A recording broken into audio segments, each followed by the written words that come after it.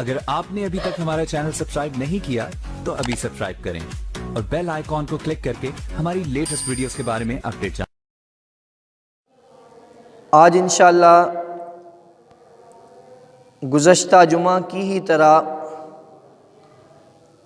محبت، عقیدت، اطاعت کے حوالے سے گفتگو کی گئی تھی۔ آج کے بیان میں انشاءاللہ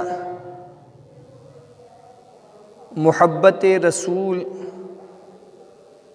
اور اس کے تقاضے کے حوالے سے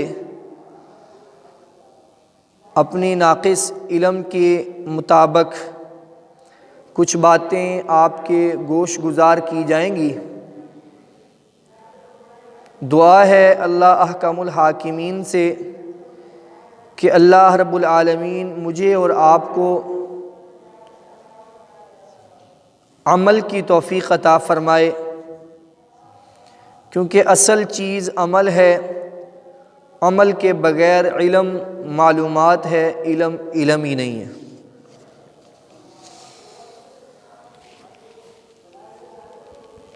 محبت ایک پاکیزہ لفظ ہے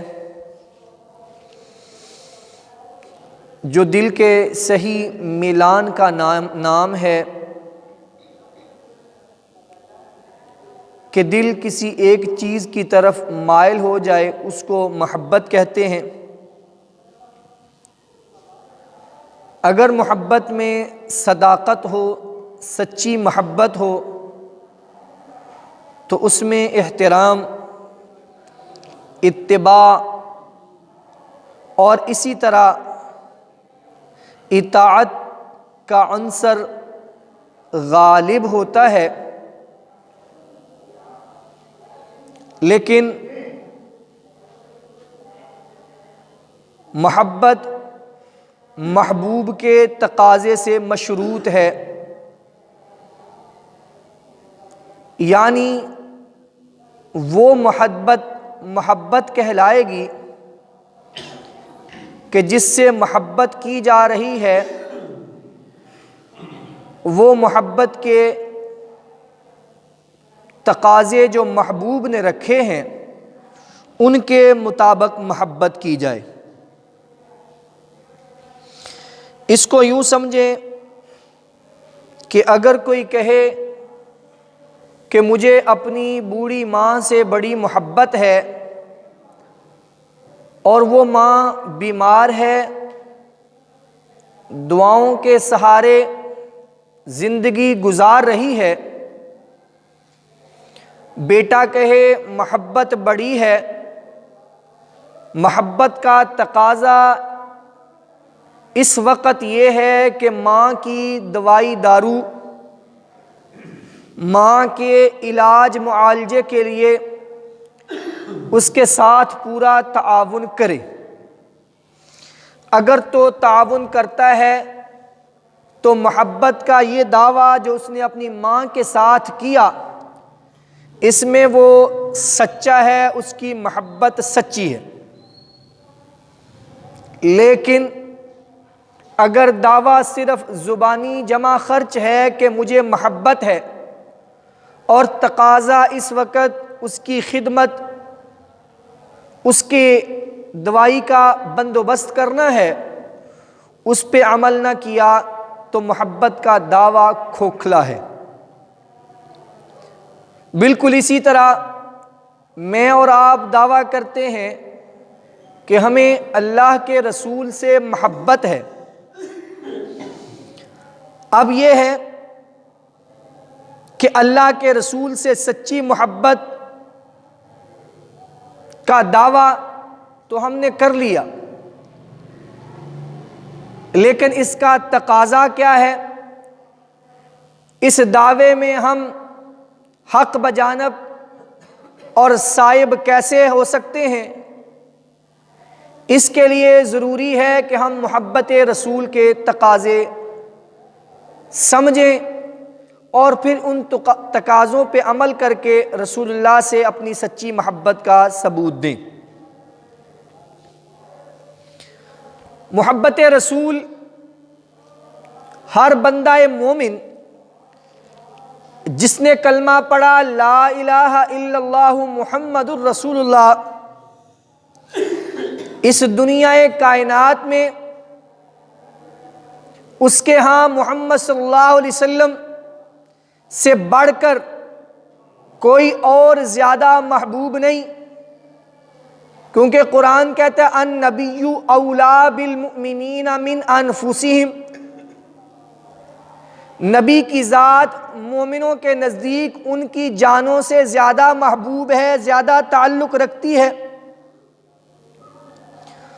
اور آپ علیہ الصلوۃ والسلام نے فرمایا لا یؤمن احدکم حتی اکون احب الیہ من والدہ وولدہ والناس اجمعین، مومن ہو ہی نہیں سکتا جب تک اپنی اولاد، والدین اور تمام دنیا سے زیادہ میں محبوب نہ ہو جاؤں۔ اور اللہ اور اس کے رسول نے محبت کے لیے بتایا کہ قل ان کان آباؤکم و ابناؤکم و اخوانکم و ازواجکم و عشیرتکم و اموال اقترفتموها و تجارت تخشون کسادها و مساکن ترضونها احب الیکم من اللہ و رسولہ و جہاد فی سبیلہ،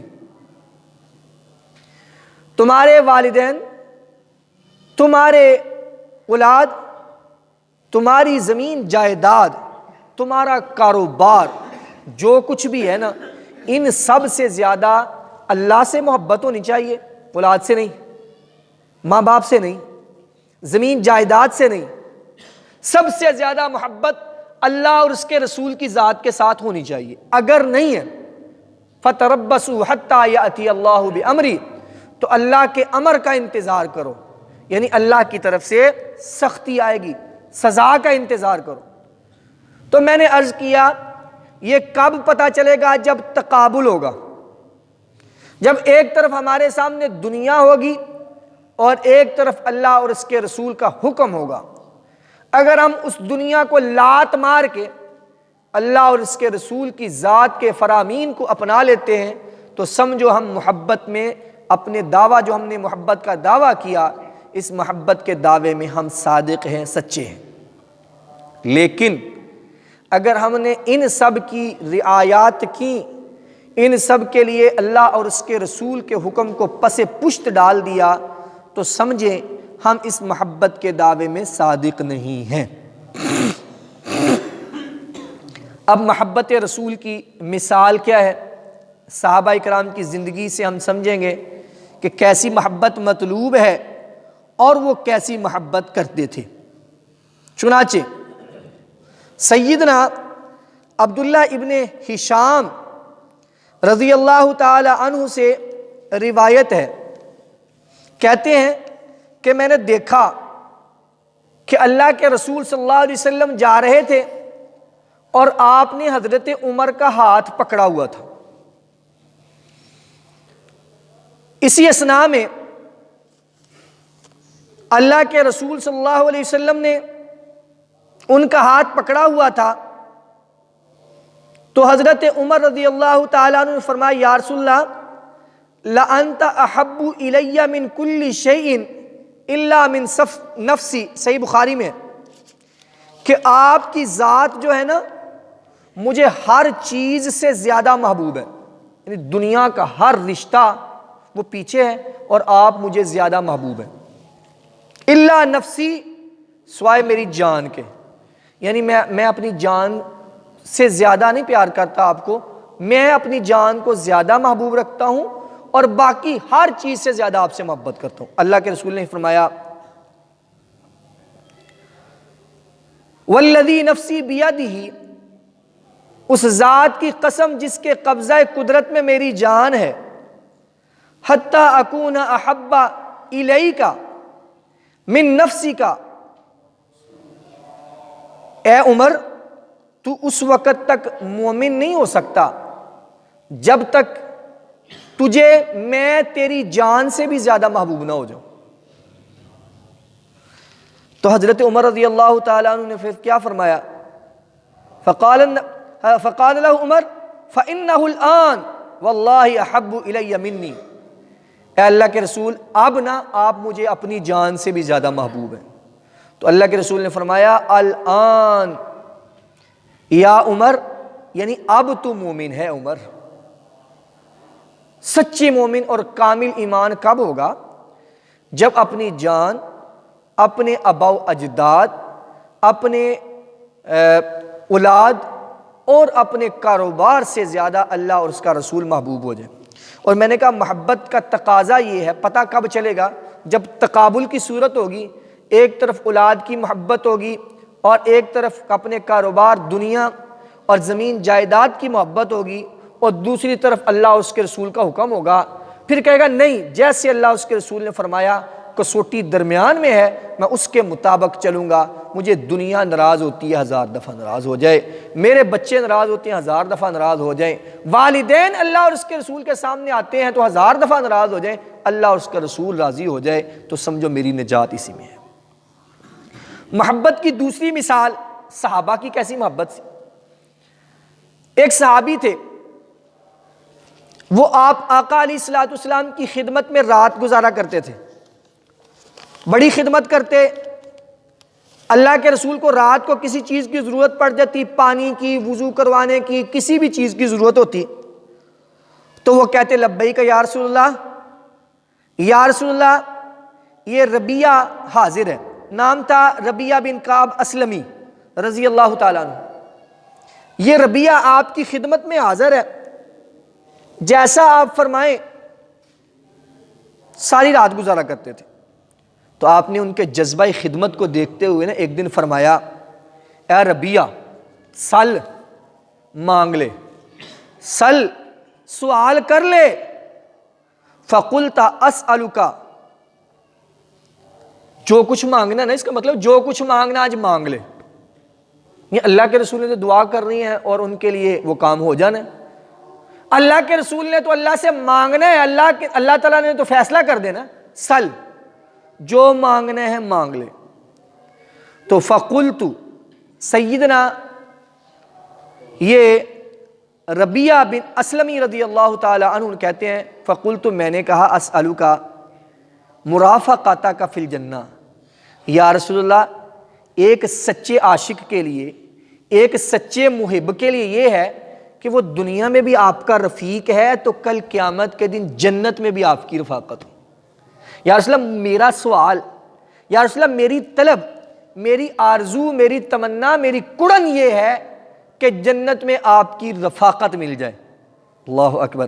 اللہ کے رسول نے فرمایا اے ربیہ کچھ اور بھی مانگنا ہے او غیر ذالک، اس کے علاوہ بھی کچھ مانگنا ہے تو مانگ لو۔ صحیح مسلم میں انہوں نے قلت ہوا ذاک، بس اتنا ہی کافی یا رسول اللہ۔ یعنی صحابہ کو دنیا کی طلب تھی نہیں نا، کہتے ہیں اللہ کے رسول کی رفاقت تو یہاں نصیب ہے، خدمت ہے، اس میں جو لذت و سکون ہے یا اللہ کل قیامت کے دن جنت میں بھی آپ کی رفاقت، آپ کا دیدار، آپ کا ساتھ نصیب ہو جائے، بس یہی کافی ہے۔ تو اللہ کے رسول نے فرمایا اس کے لیے کیا کرنا پڑے گا؟ فَأَعِنِّي عَلَى نَفْسِكَ بِكَثْرَةِ السُّجُودِ، اس کے لیے نا جنت میں میری رفاقت کے لیے میری مدد کر کثرت سجدوں کے ساتھ، یعنی نماز کی پابندی اور اس کے ساتھ نوافل کی کثرت کرو تو تمہیں جنت میں میرا ساتھ نصیب ہوگا۔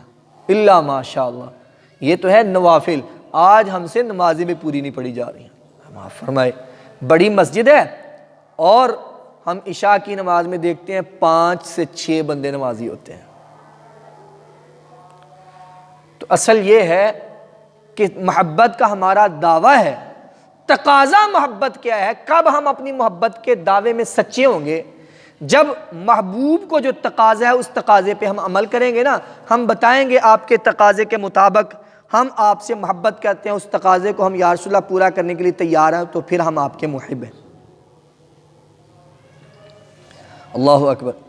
حضرات صحابہ کرام کی محبت کا یہ عالم تھا، وہ تو اپنے آپ کو اللہ کے رسول صلی اللہ علیہ وسلم کے سامنے ڈھال بنا لیتے تھے کہ کوئی پریشانی، کوئی مصیبت، کوئی دشمن کا حملہ ہو تو ہماری جان پہ آئے، رسول اللہ صلی اللہ علیہ وسلم کی جان اس سے محفوظ رہے۔ چنانچہ جنگ احد میں روایات میں آتا ہے کہ آپ کے پاس حضرت ابو طلحہ رضی اللہ تعالیٰ عنہ موجود تھے۔ تو جب صحابہ کرام نے وہ درہ چھوڑ کے غنیمتیں اکٹھی کرنا شروع کر دیں، ادھر سے خالد بن ولید نے اس درے پہ قبضہ کیا اور اوپر سے یک بارگی حملہ ہوا، تو سارے صحابہ جو تھے ان کو پتہ نہیں چلا، کوئی ادھر کو دوڑ گیا، کوئی ادھر کو دوڑ گیا، کوئی بھاگ گیا۔ یک بارگی حملہ ہو تو انسان کی فطرت ہے، اپنے آپ کو بچاتا ہے۔ یہ مطلب نہیں کہ صحابہ جنگ کے بھاگ سے وہ میدان ہی چھوڑ کے بھاگے، نہیں، وہ ایک دفعہ آگے پیچھے ہوئے پھر آئے تھے، تبھی تو شہادتیں ہوئی نا۔ تو حضرت ابو طلحہ رضی اللہ تعالیٰ عنہ آپ علیہ السلام کے ساتھ تھے۔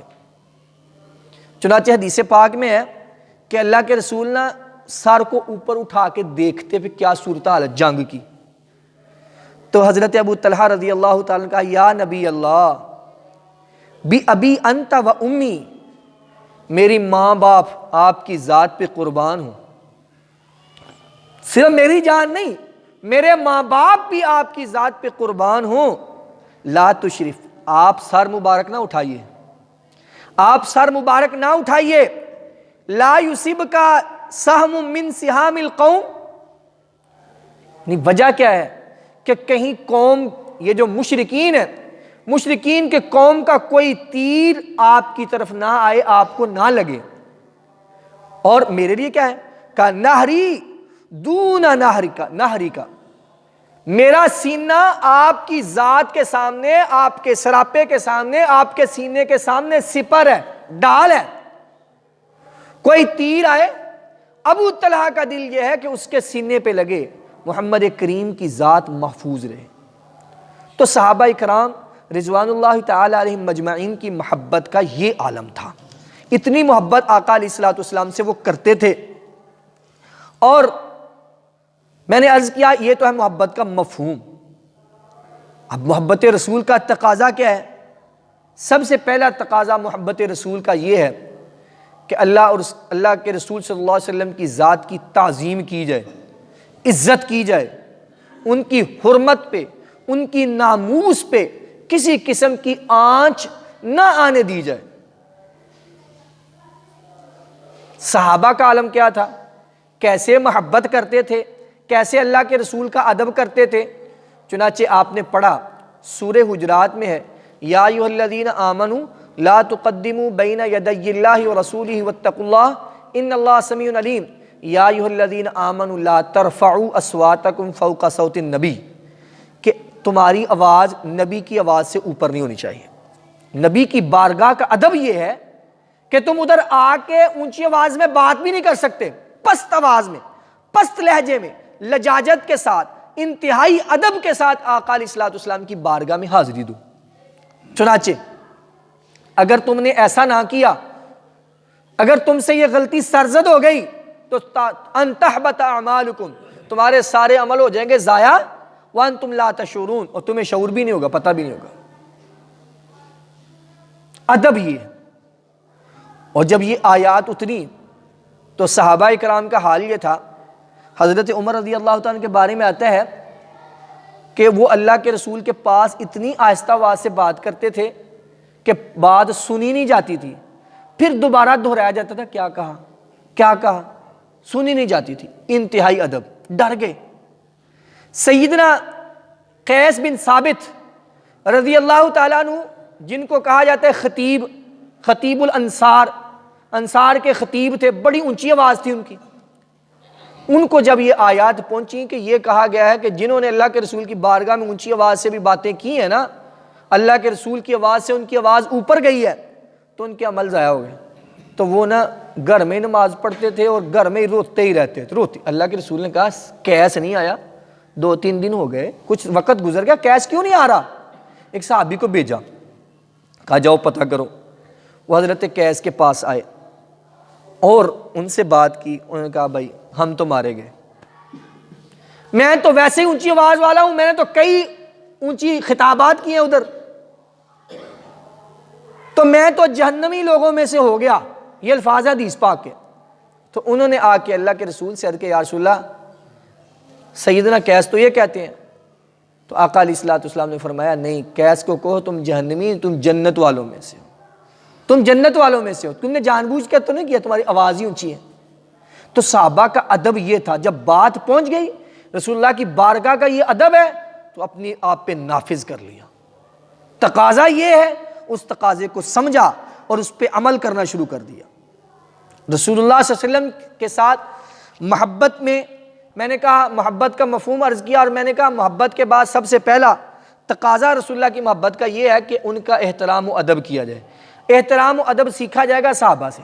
صحابہ کی پہلی مثال میں نے عرض کی۔ اب دوسری مثال، حضرت آقا علیہ الصلوۃ والسلام صلح حدیبیہ میں تشریف فرما ہے، وہ حدیبیہ مقام پر، تو کفر کی طرف سے ایک مذاکرات کے لیے بندہ ہے جس کا نام تھا عروہ۔ عروہ بن مسعود نے جا کے آقا علیہ الصلوۃ والسلام کے جانثاروں کا، آقا علیہ الصلوۃ والسلام کے ساتھ جو ساتھی تھے ان کا احوال اپنی قوم کو جو بتایا، وہ صحیح بخاری میں امام بخاری رحمہ اللہ نے نقل کیا۔ وہ کیا ہے؟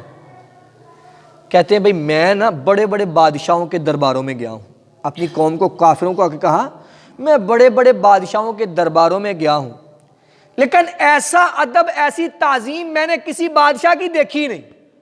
کہا کیا دیکھا؟ کہا یہ تھوک پھینکتے ہیں تو وہ آگے ہاتھ کر لیتے ہیں، پھر مل لیتے ہیں پورے جسم پہ۔ وضو کا پانی آقا علیہ الصلوۃ والسلام کا لینے کے لیے ایک دوسرے سے چھینا جھپٹی کرتے ہیں۔ آقا علیہ الصلوۃ والسلام کوئی آواز لگاتے ہیں تو ہماتن گوش سارے خاموش ہو جاتے ہیں سننے کے لیے۔ آقا کوئی حکم ایک کو دیتے ہیں، 10 آتے ہیں سننے کے لیے کہ ہمیں حکم دے۔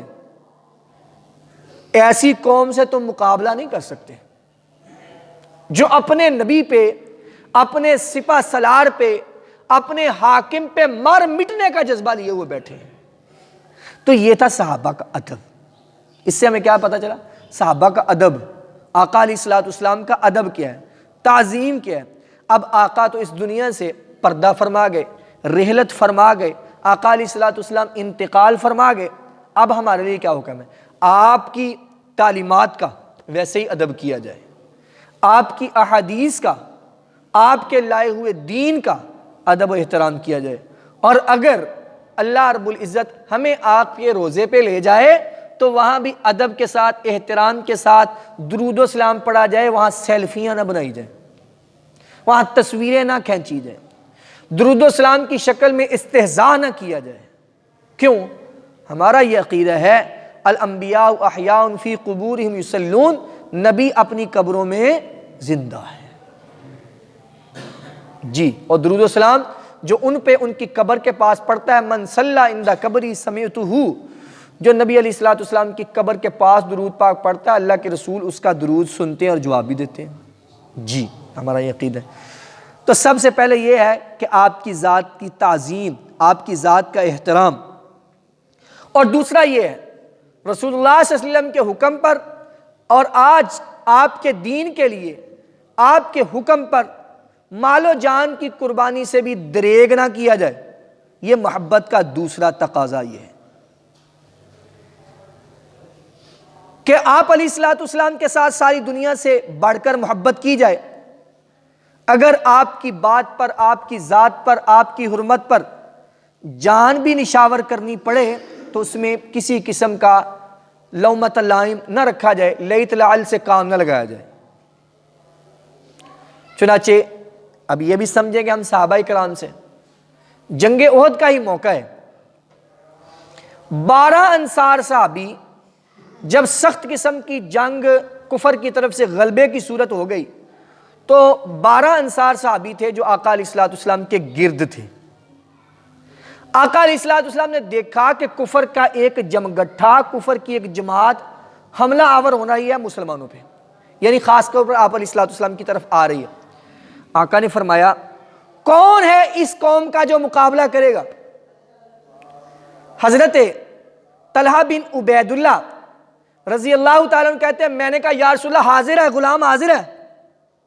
اللہ کے رسول نے فرمایا جو تم کر رہے ہو ویسے ہی کرو، یعنی آپ کو اجازت نہیں۔ میں اور کون ہے؟ ایک انصاری صحابی نے کہا یا رسول اللہ میں۔ آپ کے سامنے لڑتے لڑتے وہ شہید ہو گئے، آپ کا حکم تھا نا، جان قربان کر دی۔ پھر کہا کون جائے گا؟ کہا یا رسول اللہ میں، طلحہ نے کہا۔ آپ نے کہا جیسے تو کر رہا ہے ویسے ہی کرو. پھر دوسرا صحابی، تیسرا، حتیٰ کہ 11 کے 11 صحابی آقا علیہ الصلوۃ والسلام یک کے بعد دیگرے بیچتے رہے اور 11 کے 11 صحابی آپ کے حکم پہ قربان ہو گئے. کہتے ہیں 12واں میں تھا. ہر دفعہ میں نے کہا یا رسول اللہ میں حاضر ہوں. آپ نے کہا جیسے تو کر رہا ہے ویسے ہی کرو. آخر میں اللہ کے رسول نے کہا آپ اب جاؤ. تو میں گیا، لڑائی ہوئی، ان کی تلوار میری انگلیوں پہ لگی اور میری انگلیاں جو ہیں وہ نیچے گر گئیں. تو میں نے حدیث پاک میں لفظ حس کا لفظ بولے، حس. تو کہا اگر اس کی جگہ بسم اللہ بولتے تو تمہارے لیے فرشتے تمہارے استقبال کے لیے آتے اور تمہیں اٹھاتے اور تمہاری ان انگلیوں کو بھی اٹھاتے. تو پتہ کیا چلا اس سے یہ پتہ چلا کہ اللہ کے رسول کا حکم آئے تو جان کی پرواہ نہیں. یہ ہے محبت رسول کا دوسرا تقاضا. صرف دعویٰ نہیں، صرف جنڈیوں کا نام محبت نہیں، صرف چراغاں کا نام محبت نہیں. محبت میں اگر حکم یہ ہے آپ کی حرمت پہ جان دینا تو فوراً حاضر جناب. اللہ اکبر. تیسرا تقاضا آقا علیہ الصلوۃ والسلام کی محبت کا یہ ہے کہ آپ کی اطاعت کی جائے. اور اصل تقاضا بھی یہی ہے. یہ تقاضا ایسا ہے کہ باقی تقاضے اس میں آ جاتے ہیں خود بخود. جیسے قرآن میں قل ان کنتم تحبون اللہ فاتبعونی، کہہ دیجئے اگر تم یہ چاہتے ہو نا کہ اللہ تم سے محبت کرے، فاتبعونی، تو میری اتباع کرو. یعنی تم چاہتے ہو نا میں اللہ کا محبوب بن جاؤں، اللہ مجھ سے محبت کرے، اللہ کی محبت مجھے نصیب ہو جائے، تو اس کا طریقہ کار، اس کا قاعدہ کلیہ یہ ہے میری اتباع کرو. اور آگے فرمایا قل اطیعوا اللہ و اطیعوا الرسول، اطاعت کرو اللہ کی اور اس کے رسول کی. فَإِن تَوَلَّوْا، پس اگر تم نے منہ موڑا، پیٹھ پھیری، فَإِنَّ اللَّهَ لَا يُحِبُّ الْكَافِرِينَ، اللہ تعالیٰ کافروں کو دوست نہیں رکھتا، پسند نہیں کرتا. چپ کر کے بیٹھو بیٹا. تو محبت رسول کا تیسرا تقاضا یہ ہے اطاعت رسول. اللہ رب العزت کے پیارے پیغمبر کی اطاعت کی جائے. اب اطاعت کا جذبہ بھی صحابہ سے سمجھنا پڑے گا. اللہ کے رسول نے فرمایا کل امتی یدخلون الجنہ، میری امت کا ہر بندہ جنت میں داخل ہوگا، الا من ابا، مگر جس نے جنت میں جانے سے انکار کر دیا. میری امت کا ہر بندہ جنت میں داخل ہوگا مگر وہ داخل نہیں ہوگا جس نے جنت میں جانے سے انکار کر دیا. قالوا، صحابہ نے کہا یا رسول اللہ ومن یابا، کون ایسا بندہ ہے جو جنت میں جانے سے انکار کرے؟ اللہ کے رسول نے فرمایا من اطاعنی دخل الجنہ، جس نے میری اطاعت کی نا وہ جنت میں داخل ہوگا. ومن عصانی، اور جس نے میری نافرمانی کی، فقد ابا، اس نے جنت میں جانے سے انکار کیا. تو جنت کے جانے کا جو ٹریک ہے نا، وہ راستہ ہے نا، وہ اللہ کے نبی کی سنت ہے، وہ اللہ کے نبی کا طریقہ ہے. اور اس کے بارے میں کیا ہے کہ اس کو دانتوں کی جاڑوں کے ساتھ مضبوطی سے پکڑ لو، اس پہ کار بند ہو جاؤ.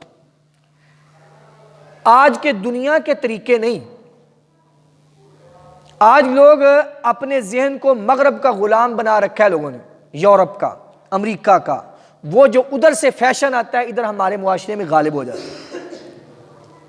اور ہم نا، ہمارے حضرت فرما رہے تھے اللہ معاف فرمائے، کہتے تھے، یہ فرماتے انہوں نے کہا کہ تعبیر اگر غلط نہ ہو جائے تو اللہ مجھے معاف فرمائے. 100 دفعہ فرمایا رسول اللہ صلی اللہ علیہ وسلم سے محبت اس قدر کرو، ان کے طریقوں سے محبت اس قدر کرو، اور دینی علوم سے محبت اس قدر کرو جس طرح آج کل تمہارے ذہن میں مغرب کی محبت ہے، مغربی تعلیم کی محبت ہے، مغربی افکار کی محبت ہے.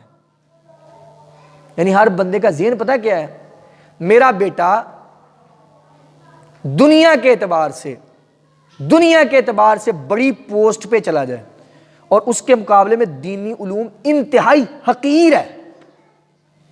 جو دین کا علم سیکھتا ہے نا یا دینی ڈگری حاصل کرتا ہے نا، اس کے ذہن میں ایک رائی کے دانے کے برابر ادھر کی بات آتی ہی نہیں. اس کے ذہن میں دنیا کی اعلیٰ سے اعلیٰ تعلیم آتی ہے. تو کہتے ہیں یہ ہے اس کی محبت. اس طرح کی محبت دین کے علم کی ہونی چاہیے, اس سے منع نہیں ہے لیکن ضروری ہے. جس طرح وہ ہے نا اس سے ضروری دینی علوم ہے. اتنا کم از کم اپنے بچے کو بنایا جائے کہ وہ صحیح مسلمان ہو, اس کا عقیدہ صحیح ہو, اس کو قرآن و سنت کی ضروری معلومات ضرور ہوں. اللہ اکبر. تو کہا گیا اللہ رب العزت کے فرمایا جس نے رسول اللہ کی اطاعت کی اس نے اللہ کی اطاعت کی. من یطیع الرسول فقد اطاع اللہ, جس نے رسول کی اطاعت کی اس نے ہی اللہ کی اطاعت کی. اب صحابہ رضوان اللہ تعالی علیہم مجمعین نے کیسی اطاعت کی؟ سیدنا انس بن مالک رضی اللہ تعالیٰ سے روایت ہے, فرماتے ہیں کہ اللہ کے رسول صلی اللہ علیہ وسلم نے حکم دیا ان اللہ و رسولہ ان لحوم الحمر الاہلیتی وَأُكْفِئَتْ قُدُور وَأُكْفِئَتِ الْقُدُور. کہتے ہیں ہوا کیا کہ لوگ پہلے نا گدے کھاتے تھے, یہ گھریلو گدے ہوتے ہیں نا, ایسے گدے حلال تھا, گدا پہلے حلال تھا, تو لوگ اس کو کھاتے بھی تھے کاٹ کے. کہتے ہیں ایک موقع تھا کہ لوگوں کی ہانڈیاں بری ہوئی تھی, شام کو لوگ گدا پکایا ہوا تھا جناب, پک رہا تھا, ادھر سے آرڈر آ گیا کہ آج کے بعد گھریلو گدا حرام ہے. کہتے ہیں میں نے دیکھا صحابہ کی اطاعت کیا ہے, اکفئت القدور, ہانڈیاں اٹھائیں اور ساری کی ساری پلٹ دی, سب کی سب پلٹ دی. مطلب کیا؟ آرڈر آ گیا, سر تسلیم خم چوں کے چنانچہ میرا وقت گزرے, میرا استاد ناراض نہ, میرا رشتہ دار ناراض نہ, میرے قبیلے براد, یہ نہیں سوچی. مطلب یہ ہے, مقصد یہ ہے اللہ کے رسول کا آرڈر ہے, چوں چنانچہ کچھ بھی نہیں. ایسے یہی راوی حضرت انس بن مالک رضی اللہ تعالیٰ کہتے ہیں میں حضرت ابو طلحہ کے گھر میں ساقی تھا, شراب پلا رہا تھا. ساری شراب کی مجلس تھی, شراب حرام نہیں تھی ہوئی. ادھر سے کسی منادی نے ندا دی کہ اللہ کے رسول کی طرف سے آرڈر آ گیا کہ شراب حرام ہو گئی ہے. اللہ اکبر. کہتے ہیں ابو طلحہ نے کہا سارے اپنے جام پھینک دو, گلاس پھینک دو. تو گلاس پھینک دیے گئے, شراب کے مٹکے پھینک دیے گئے. کہتے دیکھا کیا کہ مدینہ کی گلیوں میں پانی کی جگہ شراب ہی شراب جاری تھی, شراب ہی شراب جاری تھی, کیونکہ ہر بندے نے اپنے گھر میں شراب رکھی. اور روایت میں یوں ہے کہ اس وقت کھجور سے شراب بنایا کرتے تھے. اس پہ میں عرض کر دوں, آج کل ہمارا معاشرہ بڑا خراب ہو گیا نا. اللہ کے رسول نے فرمایا الخمر حرام, شراب حرام ہے. الخمر جماع الاسم, شراب جو ہے نا یہ تمام گناہوں کی جمع کرنے والی ہے. اور ایک روایت میں یوں ہے کہ شراب کل مسکرین حرام, اس پہ اور بھی آگے چلے کیونکہ کچھ لوگ کہیں گے نا پتہ نہیں چرس حرام ہے کہ نہیں. کل مسکرین حرام, ہر نشہ آور چیز حرام ہے. اللہ معاف فرمائے, اللہ معاف فرمائے. ہم کہنے کو مسلمان ہیں آج کل اور سر عام